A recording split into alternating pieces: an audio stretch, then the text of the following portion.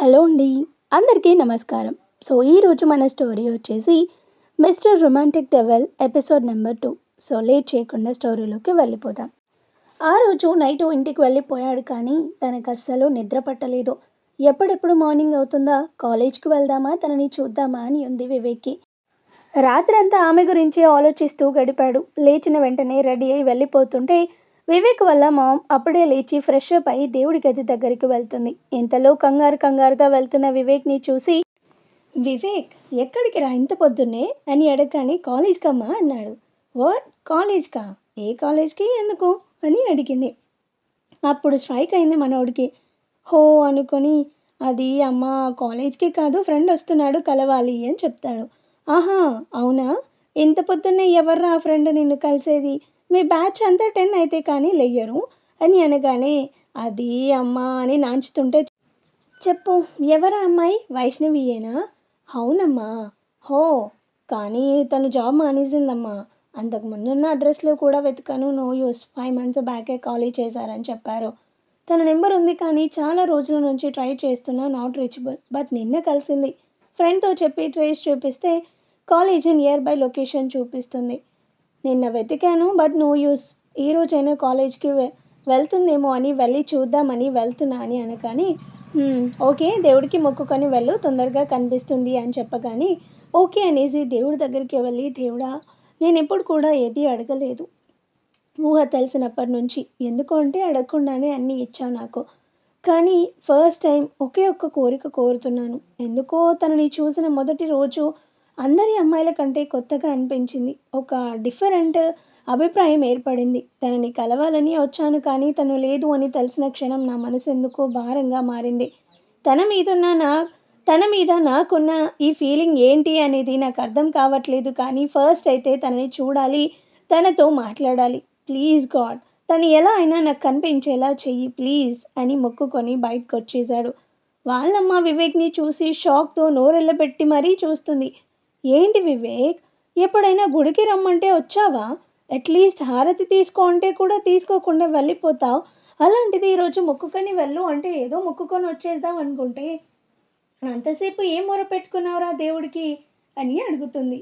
అబ్బా అమ్మా, నువ్వే మొక్కుకో అని చెప్పావు కదా, మళ్ళీ నువ్వే అలా అంటావేంటమ్మా అని అనగానే, సరేలే ఒక అమ్మాయి కోసం బాగానే మారిపోయావురా, మార్పు మంచిదే అని ఒక స్మైల్ ఇచ్చి, ఆల్ ది బెస్ట్ నాన్న, జాగ్రత్త అని చెప్పి తన పనిలో తను పడిపోయింది. వివేక్ థ్యాంక్స్ అమ్మా అనుకుంటూ వెళ్ళిపోయాడు.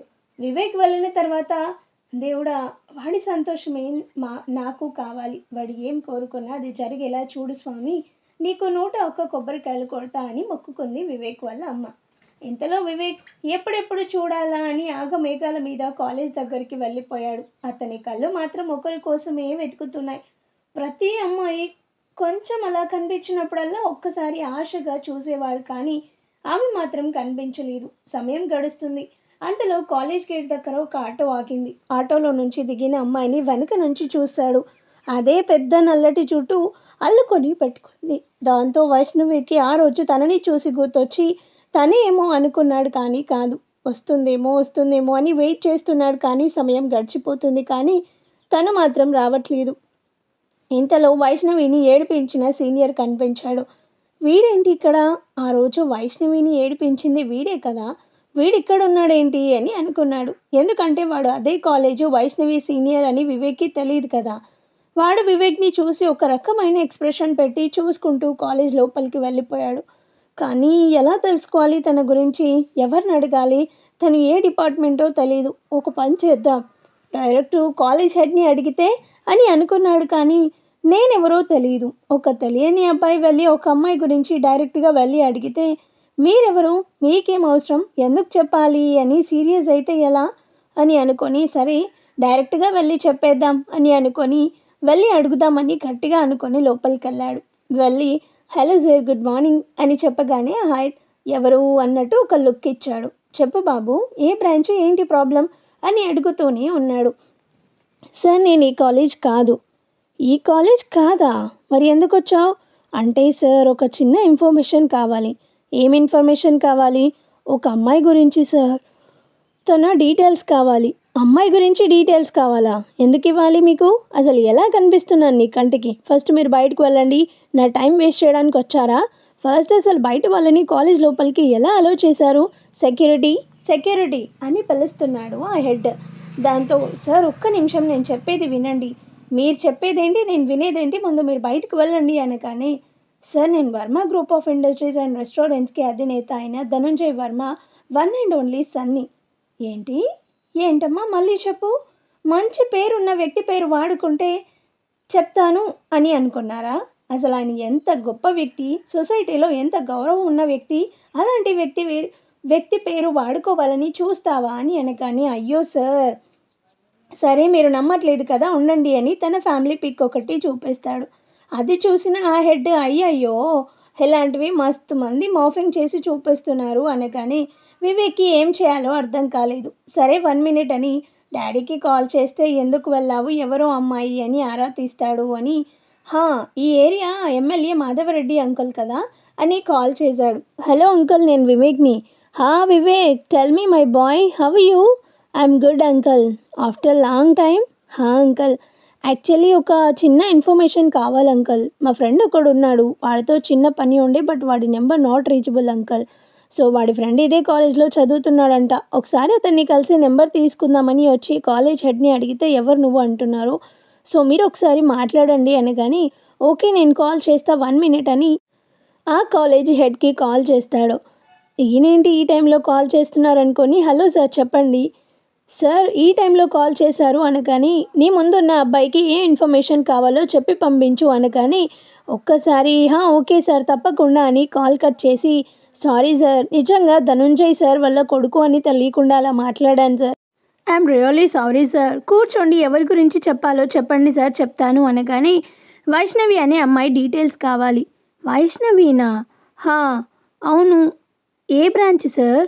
ఏ బ్రాంచో తెలీదు, పేరు మాత్రం తెలుసు. అండ్ తను ఒక నార్మల్ గర్ల్, తను ఇక్కడ చదువుతూ రెస్టారెంట్లో వర్క్ చేసేది పార్ట్ టైం లాగా అనగానే, అదంతా ఏమీ తెలీదు, కాలేజ్ అయిపోయిన తర్వాత ఎవరు ఏం చేస్తారనేది మాకు సంబంధం లేని విషయం సార్ అనగానే, సరే ఎలా కనుక్కుంటారో కనుక్కోండి, విత్ ఇన్ 20 మినిట్స్లో నాకు ఆ అమ్మాయి డీటెయిల్స్ కావాలి అని అనగానే, ఓకే సార్ అని అక్కడున్న ప్యూన్ని పిలిచి, వైష్ణవి అనే పేరుతో ఎంతమంది ఉన్నారో వాళ్ళని ఇక్కడికి తీసుకురా ఫాస్ట్గా అనగానే, ఓకే అని వెళ్ళి అన్ని బ్రాంచ్లలో ఉన్న వైష్ణవిని తీసుకొస్తాడు.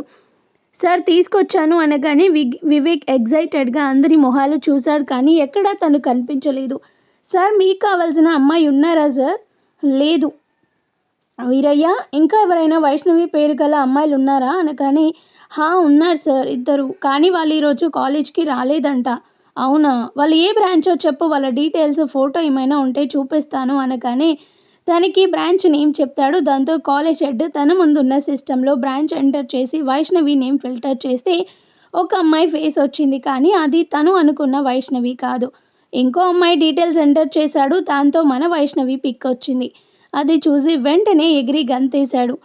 సార్ తినే అమ్మాయి.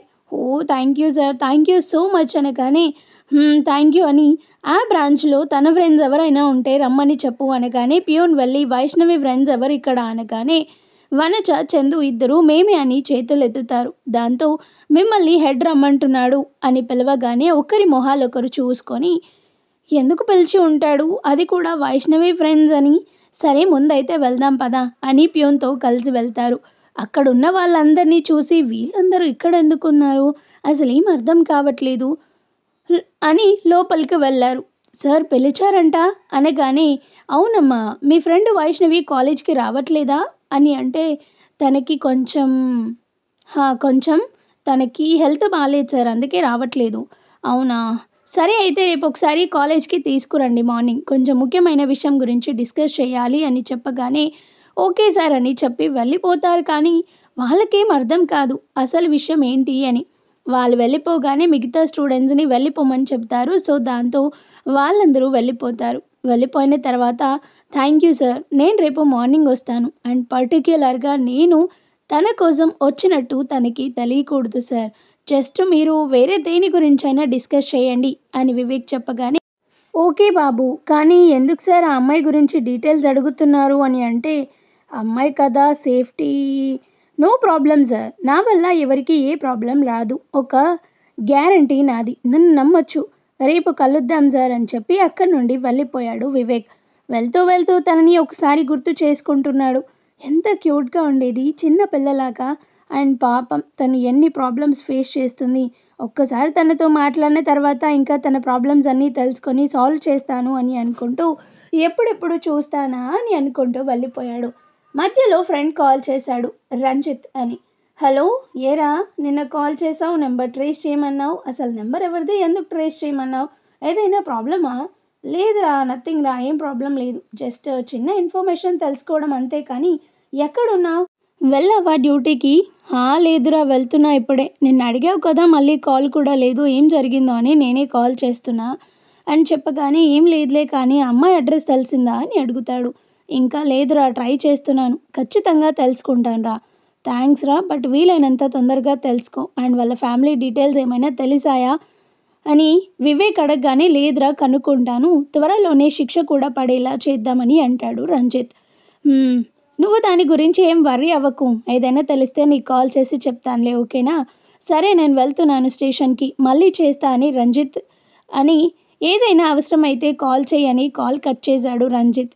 వివేకే ఇంకా ఆలోచిస్తూ ఇంటికి వెళ్ళిపోయాడు. ఇంటికి వెళ్ళగానే వివేక్ కోసమే ఎదురు చూస్తున్నట్టు వాళ్ళమ్మ హాల్లోనే కూర్చుంది. వివేక్ని చూడగానే వచ్చావా, ఏం జరిగింది నాన్న, తనని చూసావా, కలిసి మాట్లాడావా, ఎలా రియాక్ట్ అయింది అని వివేక్ సమాధానం కోసం కూడా చూడకుండా క్వశ్చన్స్ మీద క్వశ్చన్స్ అడుగుతుంది.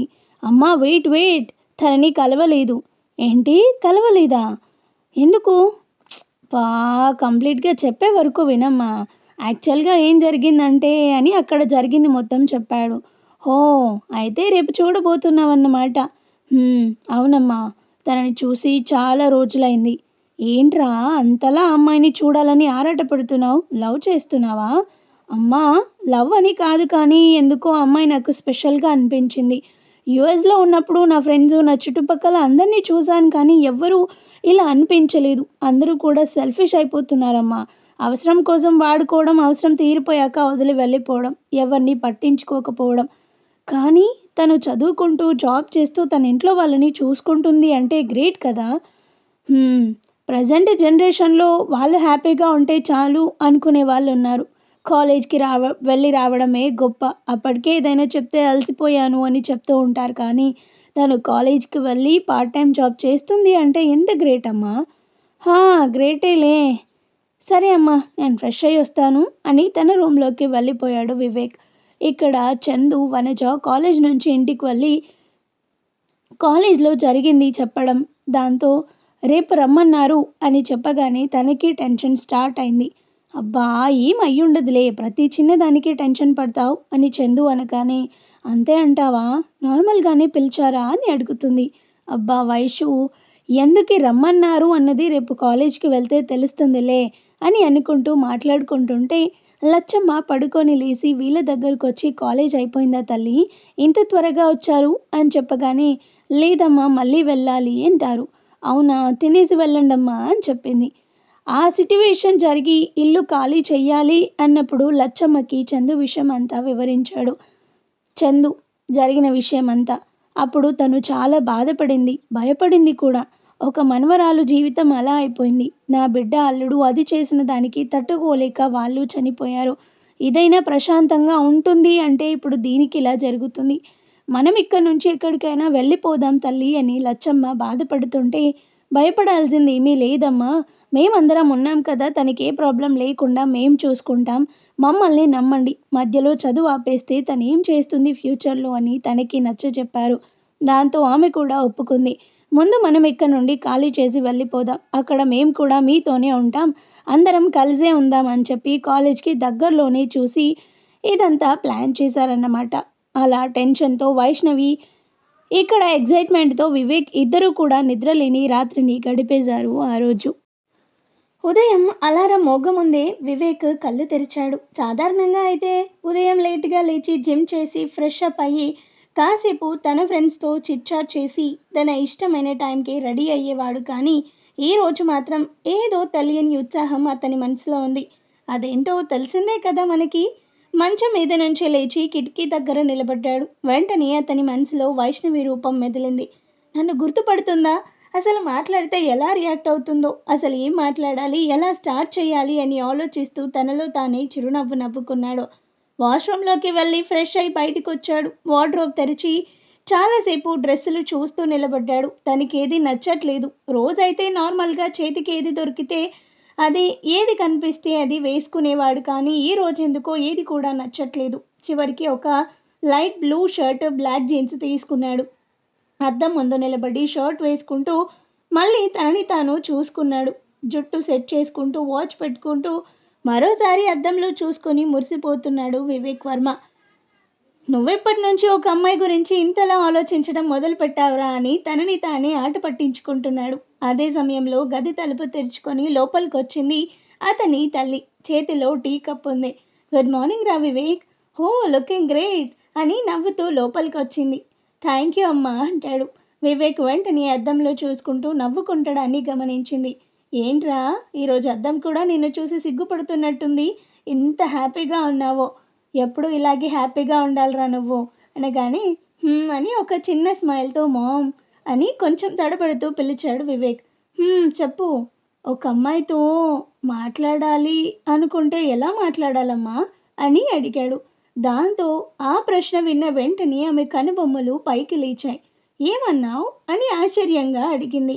అదే అమ్మా, ఒక అమ్మాయితో ఫస్ట్ మాట్లాడుతున్నప్పుడు ఎలా మాట్లాడాలి అని జస్ట్ అడిగాను అనగానే వివేక్ వర్మ జీవితంలో ఇదో చరిత్రాత్మక రోజు. అమ్మాయితో ఎలా మాట్లాడాలో నా కొడుకు నన్ను అడుగుతున్నాడు అని నవ్వేసింది వాళ్ళ తల్లి. మామ్, సీరియస్గా అడుగుతున్నాను అని అనగానే ఆమె అతని దగ్గరకొచ్చి భుజంపై చేయి వేసింది. చాలా సింపుల్. నువ్వు ఎలా ఉంటావో అలాగే ఉండు. ఎదుటి వ్యక్తిని ఇంప్రెస్ చేయాలని ప్రయత్నించుకో. గౌరవంగా మాట్లాడి కంఫర్టబుల్గా ఫీల్ అయ్యేలా చెయ్యి. మిగతాదంతా సహజంగా జరుగుతుంది అని చెప్పగానే వివేక్ ఆ మాటలు వింటూ తలూపాడు. అంటే వెళ్ళి హాయ్ చెప్పాలా? అవును. ఆ తర్వాత నీకుండే ఏది చెబితే అది అని చెప్పి నవ్వింది. వివేక్ మాత్రం కిటికీ బయటికి చూస్తూ మళ్ళీ వైష్ణవి గురించే ఆలోచిస్తున్నాడు.